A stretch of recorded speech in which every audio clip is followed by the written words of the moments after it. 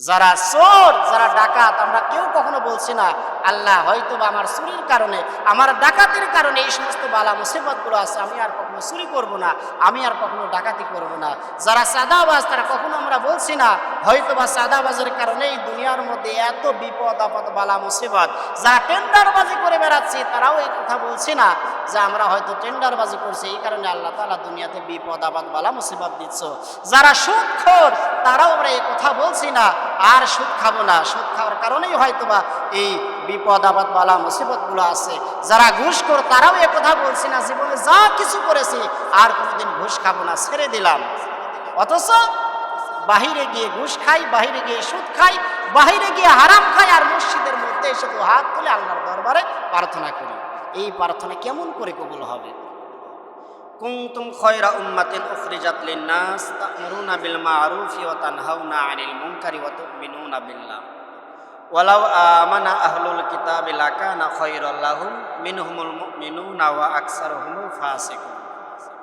আল্লাহ তাআলা বলেন, তোমরা উত্তম সম্প্রদায়, যে সম্প্রদায়কে প্রকাশ করা হয়েছে মানব জাতির জন্য। তোমরা নেক কাজের আদেশ করো এবং মন্দ কাজ হতে নিবৃত্ত রাখো এবং আল্লাহর প্রতি ঈমান রাখো। আর যদি আহলে কিতাবেরা ঈমান আনত, তবে তাদের জন্য অধিক কল্যাণ হতো, অধিক মঙ্গল হতো। এদের মধ্যে কেউ কেউ তো মুসলমান, আর এদের অধিকাংশই কাফের। এটা হচ্ছে আয়াতের সংক্ষিপ্ত অনুবাদ। মূলত এই আয়াতের মধ্যে আল্লাহ তাআলা আমাদেরকে লক্ষ্য করে বলছেন, কুনতুম খায়রা উম্মাতিন উখরিজাত লিন-নাস তা'মুরুনা বিল মা'রুফি ওয়া তানহাউনা 'আনিল মুনকারি ওয়া তু'মিনুনা বিল্লাহ। আল্লাহ তাআলা আমাদেরকে লক্ষ্য করে বলছেন, হে আমার বান্দারা, তোমরাই হচ্ছে উত্তম জাতি, সর্বোত্তম সম্প্রদায়। কেন তোমাদেরকে আল্লাহ তাআলা দুনিয়াতে পাঠিয়েছেন, বের করেছেন মানব জাতির কল্যাণের জন্য। কেমন করে কল্যাণের জন্য আমাদেরকে পাঠিয়েছেন? এরপরে আল্লাহ তাআলা বলছেন, তা'মুরুনা বিল মা'রুফি ওয়া তানহাউনা 'আনিল মুনকার। তোমরা সৎ কাজে আদেশ দাও এবং অসৎ কাজে মানুষকে বাধা প্রদান করো। এটাই হচ্ছে তোমাদের জন্য কল্যাণ। অর্থাৎ এই কারণে আমি আল্লাহ তাআলা তোমাদেরকে উত্তম সম্প্রদায় বলে আখ্যায়িত করেছি। আমরা সাধারণ মানুষ যারা, তারা একে অপরকে সৎ কাজে আদেশ করি এবং অসৎ কাজে বাধা প্রদান করে থাকি। আদম আলাইহিস সালাম যখন দ্বীনের দাওয়াত দিতেন, ইসলামের দাওয়াত দিতেন, সেই দাওয়াতটা আদম নবী ছাড়া তার উম্মতের কোনো মানুষ দিতে পারতো না। আদম আলাইহিস সালাম চলে যাওয়ার পরে নূহ আলাইহিস সালাম যখন আল্লাহর নবীর মনোনীত হলেন, নূহ আলাইহিস সালাম দ্বীনের দাওয়াত দিয়েছেন। সেই দ্বীনের দাওয়াতটা তার উম্মতের কোনো ব্যক্তি দিতে পারেননি। ইব্রাহিম আলাইহিস সালাম থেকে শুরু করে ঈসা নবী পর্যন্ত, এক কথায় যত নবী রাসূলগণ দুনিয়াতে এসেছিলেন, তারা তাদের নিজ নিজ দায়িত্ব পালন করেছেন। আর আমরা উম্মতে মুহাম্মাদী এতটাই সৌভাগ্যবান যে আল্লাহর রাসূল দুনিয়াতে যেই দ্বীনের দাওয়াতটা দিতেন, সেই দ্বীনের দাওয়াতটা ইচ্ছা করলে আমরাও দিতে পারি। সুবহানাল্লাহি ওয়া বিহামদিহি। কোন নবীর উম্মতের ভাগ্যে এই সৌভাগ্যটা হয় নাই। রাসূল যেই কাজ করেছেন, নবী যেই কাজ করেছেন, সেই কাজটা তার উম্মতরা করবে। কিন্তু আমরা এতটাই সৌভাগ্যবান যে আল্লাহর রাসূল যেই দ্বীনের কাজ করেছেন, সেই দ্বীনের কাজটা আমরা করতে পারি। এইটাই হচ্ছে উম্মতে মুহাম্মাদের অন্যতম একটি বৈশিষ্ট্য। এজন্যই আল্লাহ তাআলা বলছেন, তোমরাই সর্বোত্তম জাতি, তোমরা মানুষদেরকে সৎ কাজে আদেশ করো এবং অসৎ কাজে বাধা প্রদান করে থাকো। এই আয়াতে কারিমা নাজিল হয় একটা ঘটনার ভিত্তিতে। আল্লাহর রাসূলের কাছে দুইজন ব্যক্তি এসেছেন। একজনের নাম হচ্ছে মালিক বিন মাইক, আর একজনের নাম ওয়াহাব বিন ইয়াহুমা। এই দুইজন ইহুদি আল্লাহর রাসূলের দরবারে আসলেন। আসার পরে এই দুই ব্যক্তি আল্লাহর রাসূলকে বলছেন, হে আব্দুল্লাহর বেটা মুহাম্মদ সাল্লাল্লাহু আলাইহি ওয়াসাল্লাম, আপনার চারজন সাহাবী আছে। এক নাম্বার হচ্ছে আব্দুল্লাহ ইবনে মাসউদ তাবারি, হযরতে উবাই ইবনে কাব, হযরতে মুআজ ইবনে জাবাল, হযরতে সালেম রাদিয়াল্লাহু তাআলা আনহু। এই চারজন সাহাবী আপনার যে আছে, এই চারজন সাহাবী থেকে আমরা দুইজন উত্তম, মালিক বিন মাইক এবং ওয়াহাব বিন ইয়াহুমা। এই দুইজন ইহুদি আল্লাহর রাসূলের কাছে এসে এই চারজন সাহাবী সম্পর্কে বলছেন, হে আব্দুল্লাহর বেটা মুহাম্মদ, ওই চারজন সাহাবীর চাইতে আমরা দুইজন উত্তম, আর আমাদের ইহুদি ধর্ম মুসলমানদের ধর্মের চাইতে উত্তম। যারা বলেন নাউযুবিল্লাহ। কারণ ইসলাম এমন একটা ধর্ম, ইসলাম ধর্মের উপরে পৃথিবীতে অন্য কোনো ধর্ম নাই। এটাই হচ্ছে সর্বশ্রেষ্ঠ ধর্ম, যেটা আল্লাহ তাআলা সার্টিফিকেটে দিচ্ছেন, অমাইয়া বাতাগি গয়রল ইসলামী দীনান ফালা ইউকবালা মিন। ইসলাম ছাড়া কোনো ব্যক্তি যদি অন্য কোনো ধর্মকে অন্বেষণ করে, অন্য কোনো ধর্মকে গ্রহণ করে, সেইটা আল্লাহর কাছে গ্রহণযোগ্য না। কোনটা গ্রহণযোগ্য সেটাও আল্লাহ তাআলা সূরা আলে ইমরানের মধ্যে বলছেন, ইন্নাদ-দীনা ইনদাল্লাহিল ইসলাম। নিশ্চয় একমাত্র মনোনীত ধর্মগ্রন্থ যেটা ইসলাম, সেটাই আল্লাহ তাআলার কাছে পছন্দনীয়, এটাই আল্লাহ তাআলা পছন্দ করেন, আর এটাই আল্লাহ তাআলার কাছে গ্রহণযোগ্য ধর্ম। এই মালিক বিন মাইক এবং ওয়াহাব বিন ইয়াহুমা এই দুই ব্যক্তি দুইটা অপরাধ করেছে। এক নম্বর অপরাধ হলো চারজন সাহাবী সম্পর্কে একটা খারাপ মন্তব্য করেছে, যে ওদের চাইতে আমরা দুইজন ভালো, আর ইসলাম ধর্মের চাইতে আমাদের ইহুদি ধর্ম ভালো।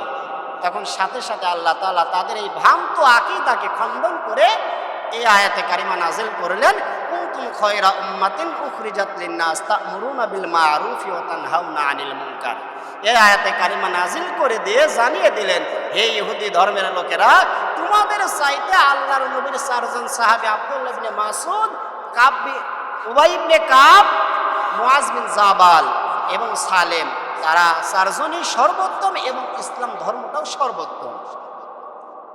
আল্লাহ তাআলা প্রতিবাদ করলেন, যখনই কোনো সমস্যায় পড়তেন আল্লাহ রাসূল সাথে সাথে আল্লাহ তাআলা তার সমাধান কল্পে আয়াতে কারিমা নাজিল করে দিতেন। এখন কেন এই ইহুদিদের চাইতে আল্লাহ রাসূলের সাহাবীগণ সম্মানিত ছিলেন?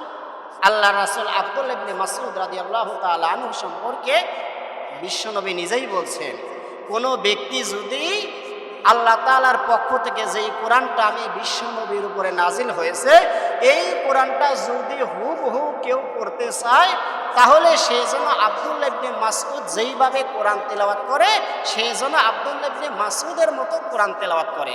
কেননা আমি বিশ্বনবী বলছি, আমার উপরে যেইভাবে কোরআনটা নাজিল হয়েছে, আমার সাহাবী আব্দুল্লাহ ইবনে মাসউদ ঠিক সেই রকমভাবে কোরআন পড়তে পারে। জোরে বলেন সুবহানাল্লাহ।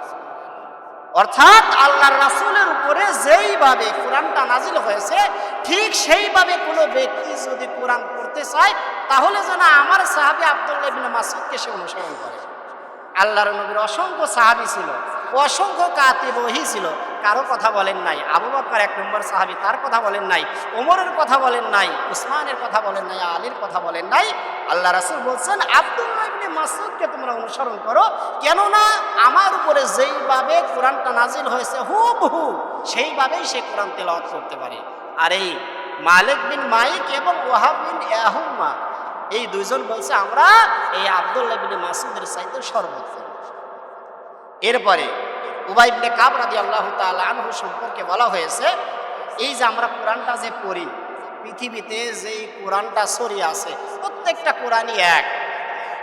এই কোরআনের যে একটা পঠন পদ্ধতি, পাঠ পদ্ধতি, যে আমরা কোরআনটা পড়ি, এই কোরআনের পড়ার যে একটা পদ্ধতি আছে, একটা নিয়ম আছে, এই নিয়মটা অন্য কোনো সাহাবীর নিয়ম নয়। এই নিয়মটাই হচ্ছে আল্লাহর নবীর সাহাবী হযরত উবাই ইবনে কাব রাদিয়াল্লাহু তাআলা আনহুর পঠন নীতি।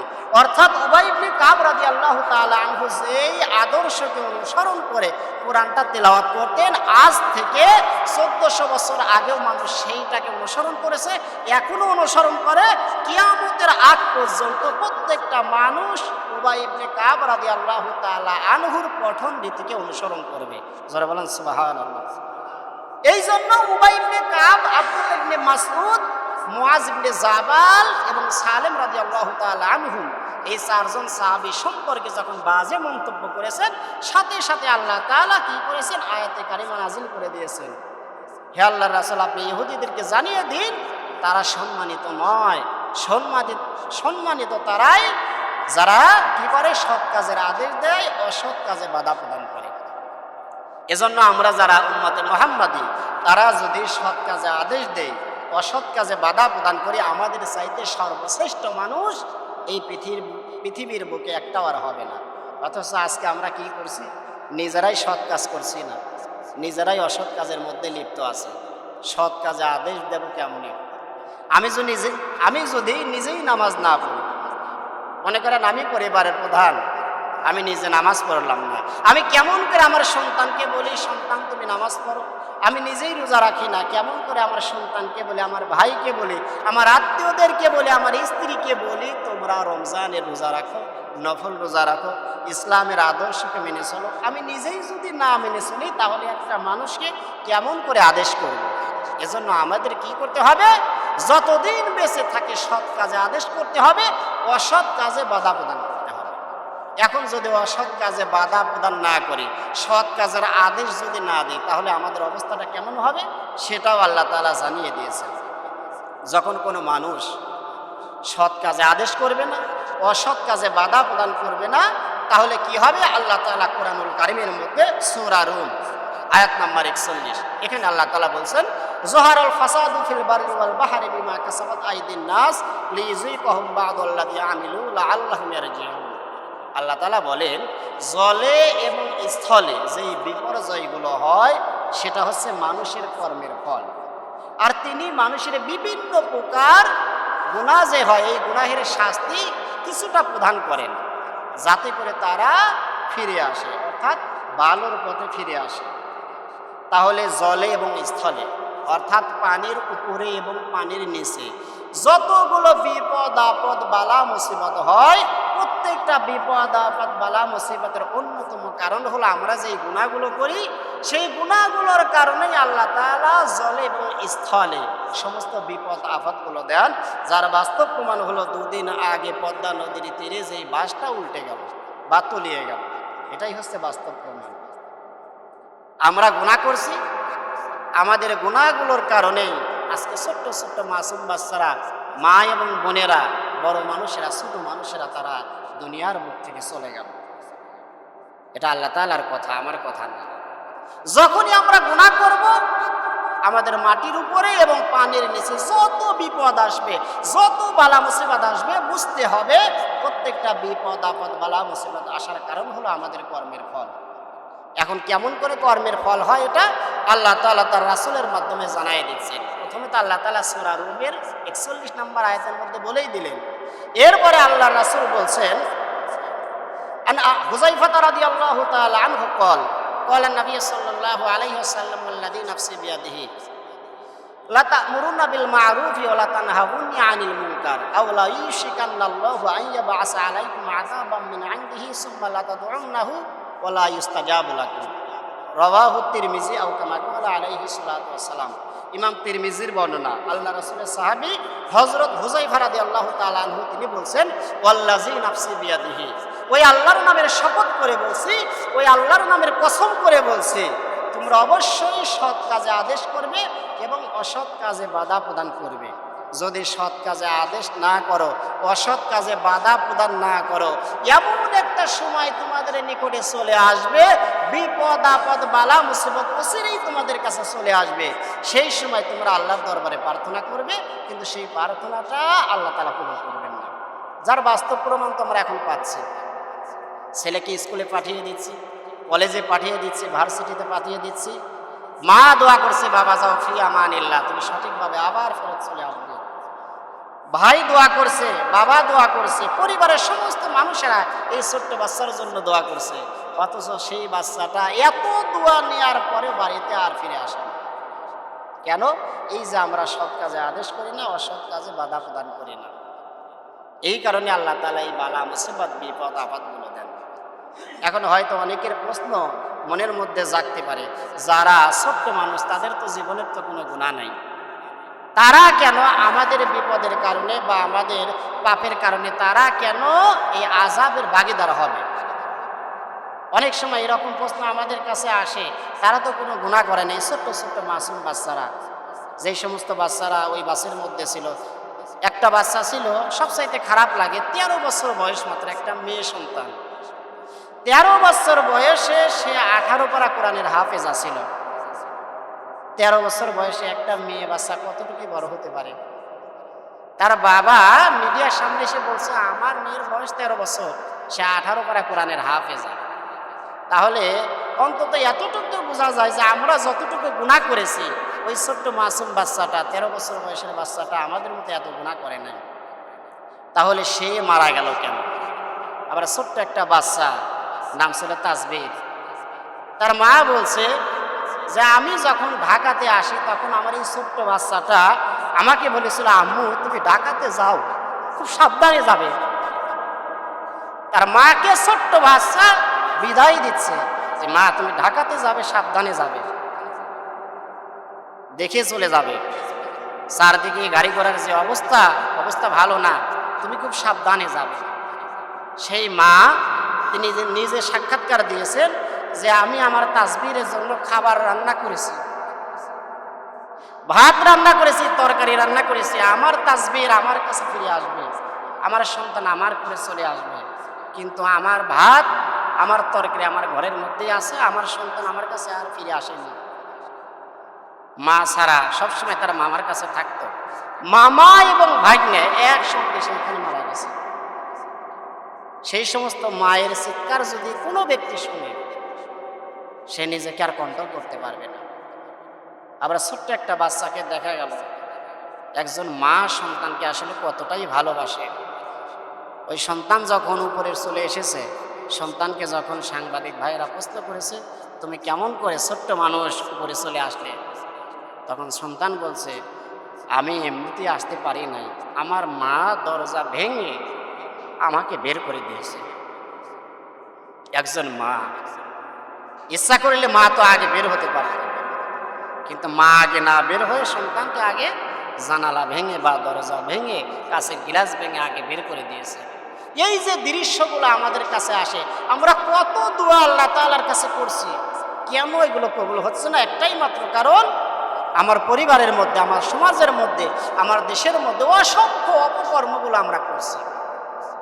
যারা চোর, যারা ডাকাত, আমরা কেউ কখনো বলছি না আল্লাহ হয়তো বা আমার চুরির কারণে, আমার ডাকাতির কারণে এই সমস্ত বালা মুসিবতগুলো আছে, আমি আর কখনো চুরি করব না, আমি আর কখনো ডাকাতি করব না। যারা চাঁদাবাজ, তারা কখনো আমরা বলছি না হয়তো বা চাঁদাবাজের কারণে এই দুনিয়ার মধ্যে এত বিপদ আপদ বালা মুসিবত। যারা টেন্ডারবাজি করে বেড়াচ্ছি, তারাও এই কথা বলছি না যে আমরা হয়তো টেন্ডারবাজি করছি, এই কারণে আল্লাহ তাআলা দুনিয়াতে বিপদ আপদ বালা মুসিবত দিচ্ছ।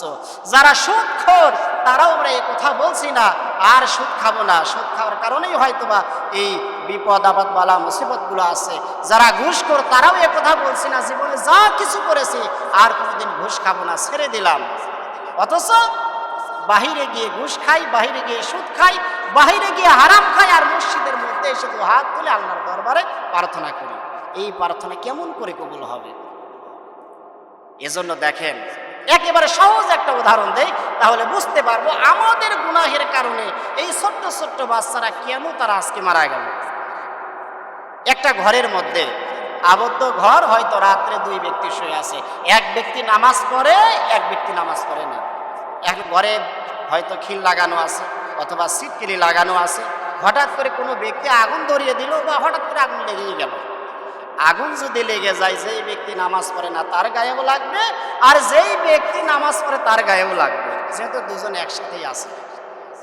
এজন্য আজকে আমরা গুনাহ করছি, গুনাহের কারণে ওই বাসের মধ্যে যারা ছিল, ভালো মানুষও ছিল, খারাপ মানুষও ছিল। ভালো মানুষেরাও বাঁচতে পারে নাই, খারাপ মানুষেরাও বাঁচতে পারে না। এজন্য আমাদের কি করতে হবে? নিজের আগে সৎ কাজ করতে হবে এবং অপরকে সৎ কাজের জন্য আদেশ করতে হবে। আর যদি এইটা না করি, আমার পরিবার, আমার সমাজ, আমার দেশ, এই দেশের মধ্যে আমরা যারা বসবাস করি, এই দেশের মধ্যে যদি আমরা সৎ কাজের আদেশ এবং অসৎ কাজে বাধা প্রদান না করি, এই রকম বিপদ আপদ অহরহ লাগতেই থাকবে।